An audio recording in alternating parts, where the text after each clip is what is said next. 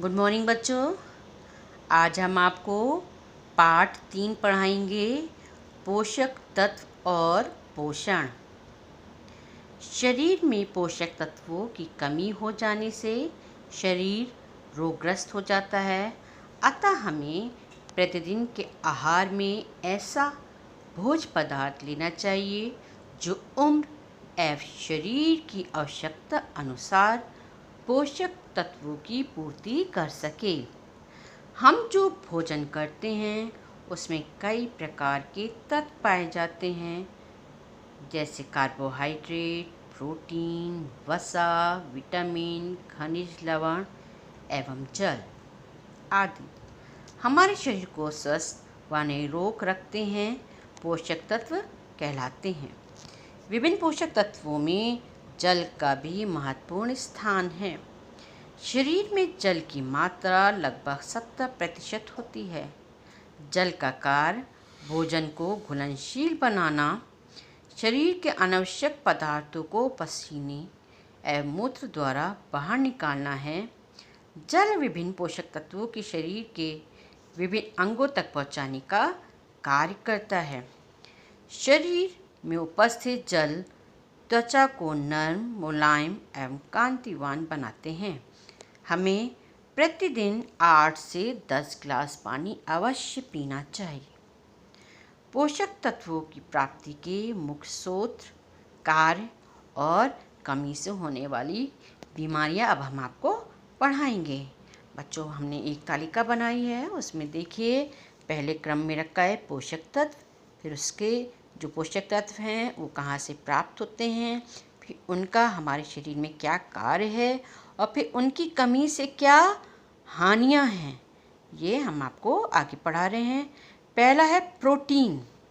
Protein जो है बच्चों वो अंडा, मछली, सोयाबीन, दाल, राजमा आदि में पाया जाता है और इसका कार्य है शरीर एवं मांसपेशियों का निर्माण करना। दूसरा, कार्बोहाइड्रेट के अभाव में शरीर में ऊर्जा प्रदान करना। इसकी कमी से, प्रोटीन की कमी से शरीर एवं मांसपेशियां कमज़ोर होने लगती हैं। रोग प्रतिरोधक क्षमता में भी कमी आ जाती है। दूसरा है कार्बोहाइड्रेट। कार्बोहाइड्रेट अनाज, आलू, शकरकंद, पपीता आदि में पाया जाता है। बच्चों, इसका कार्य है शरीर में ऊर्जा प्रदान करना, शरीर में वृद्धि एवं विकास करना और रोग प्रतिरोधक क्षमता का विकास करना। कार्बोहाइड्रेट की कमी से शरीर के तापक्रम, ऊष्मा में कमी होने लगती है और शरीर कमज़ोर होने लगता है और त्वचा में झुर्रियाँ पड़ने लगती हैं। बच्चों, तीसरा है वसा।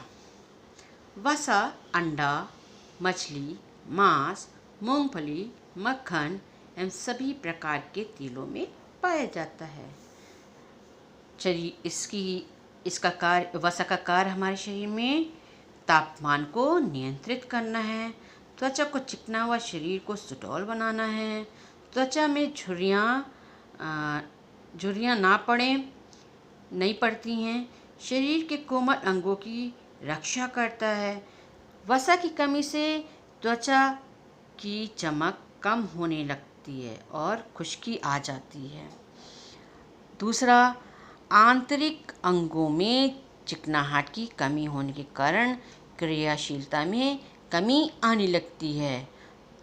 तीसरा, शारीरिक वृद्धि रुक जाती है। बच्चों, इसके बाद देखिए विटामिन्स में आपको पहले विटामिन ए, रेटिनॉल के बारे में हम आपको बता रहे हैं। जो विटामिन ए है वो अंडा, मछली, गाजर, आम, टमाटर, हरी सब्जियों, दूध आदि में पाया जाता है। बच्चों, इसका काम है आँखों की रोशनी बढ़ाना, रोग प्रतिरोधक क्षमता बढ़ाना, त्वचा को स्वस्थ बनाना, पाचन में सहायक होना। और विटामिन ए की कमी से आँखों में रतौंधी रोग होने लगता है, रोग प्रतिरोधक क्षमता कम होने लगती है और त्वचा शुष्क हो जाती है।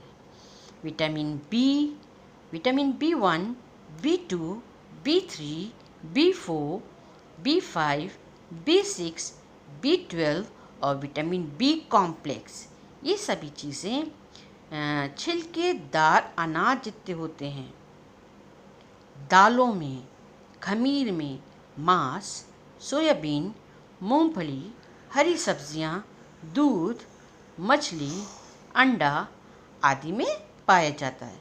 बच्चों, विटामिन बी का काम हमारे शरीर में पाचन क्रिया को ठीक रखना है, रोग प्रतिरोधक क्षमता को बढ़ाना है, तीसरा शरीर की वृद्धि और विकास में सहायता करना है और त्वचा व नेत्रों को स्वस्थ रखना है।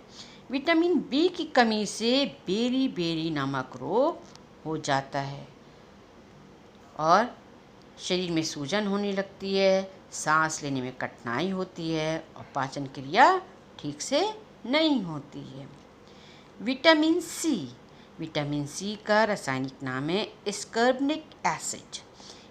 बच्चों, ये खट्टे फल, संतरा, नींबू, आंवला, नारंगी, टमाटर, हरी मिर्च आदि में पाया जाता है। इसका कार्य है दांत और मसूड़ों को मजबूत रखना, घाव भरने में सहायता करना, रक्त वाहिनियों को मजबूत बनाना। इसकी कमी से स्कर्वी नामक रोग हो जाता है, दांतों व मसूड़ों में कमजोरी आ जाती है और घाव शीघ्र नहीं भरता है। Vitamin D. बच्चों, विटामिन डी का सबसे अच्छा स्रोत है सूर्य की किरणें और दूध, दही, मक्खन, अंडा, मछली, मांस आदि में विटामिन डी पाया जाता है। इसका कार्य है दांतों एवं हड्डियों को मजबूत बनाना, शरीर में कैल्शियम तथा फास्फोरस के लक्षणों को शोधित करने में सहायक होना। इसकी कमी से, विटामिन डी की कमी से शरीर के हड्डियों में विकृति आ जाती है, भूख नहीं लगती है। बच्चों, अब आया आपका विटामिन ई। विटामिन ई का रासायनिक नाम है टोकोफेरॉल। बच्चों, ये अंकुरित अनाज, फल, सब्जी, घी, तेल, दूध, अंडा, मांस, मछली आदि में पाया जाता है। इसका कार्य है संतान उत्पन्न करने में की क्षमता हेतु आवश्यक होता है, शरीर में कैल्शियम तथा फास्फोरस के लवणों को शोधित करने में सहायक होता है। इसकी कमी से स्त्रियों में बांध्यता रोग, जिसके कारण संतान उत्पन्न करने की क्षमता में कमी आ जाती है। बच्चों, विटामिन के।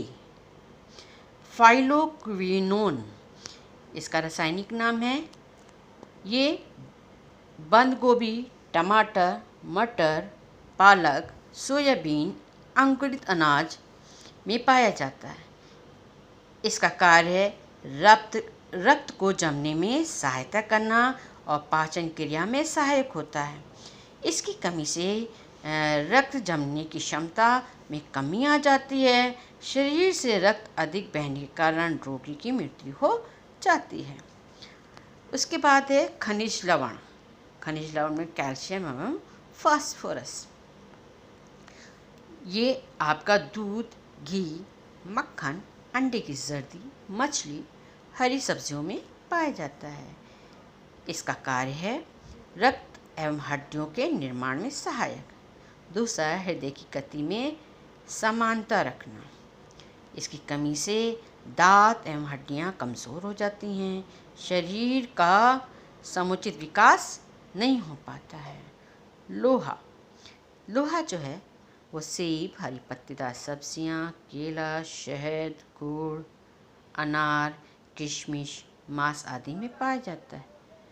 इसका कार्य है शरीर को स्वस्थ रखना, शक्ति प्रदान करना।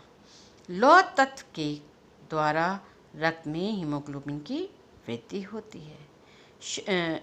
लोहे की कमी से एनीमिया, रक्त की कमी नामक रोग हो जाता है, शरीर कमज़ोर और पीला पड़ जाता है। आयोडीन, इसका मुख्य स्रोत है आयोडीन युक्त नमक। इसका कार्य है थायराइड ग्रंथि। आयोडीन युक्त नमक प्याज, शलजम, दूध, मांस, मछली आदि में पाया जाता है। बच्चों, इसका कार्य है थायराइड ग्रंथि संबंधी कार्य करना, शारीरिक वृद्धि व विकास में सहायक होना। बच्चों, आयोडीन की कमी से शरीर में घेंघा, गला ग्रंथियों में सूजन रोग होना, शारीरिक एवं मानसिक विकास रुक जाना। फिर बच्चों, रेशे युक्त फाइबर भोजन, फल, सब्जियां एवं साबुत अनाज आदि। इसका कार्य है भोजन को पचाने में महत्वपूर्ण भूमिका। इसकी कमी से पाचन तंत्र कमज़ोर होने लगता है। आखिरी है आपका जल। स्वच्छ पेय जल, पेय पदार्थ जैसे शरबत, शिकंजी, लस्सी, मट्ठा, नारियल का पानी आदि। इसका कार्य है हमारे शरीर में भोजन के पाचन और शरीर के तापक्रम पर नियंत्रण, और इसकी कमी से पाचन क्रिया प्रभावित हो जाती है। बच्चों, आपके गृह कार्य के लिए कुछ प्रश्न हैं। पहला, विटामिन बी की कमी से कौन सा रोग हो जाता है? दूसरा, घी व तेल में कौन सा पोषक तत्व पाया जाता है? तीसरा, शरीर को ऊर्जा देने वाले भोज्य पदार्थों के नाम लिखिए। चौथा, जल शरीर के लिए क्यों आवश्यक होता है?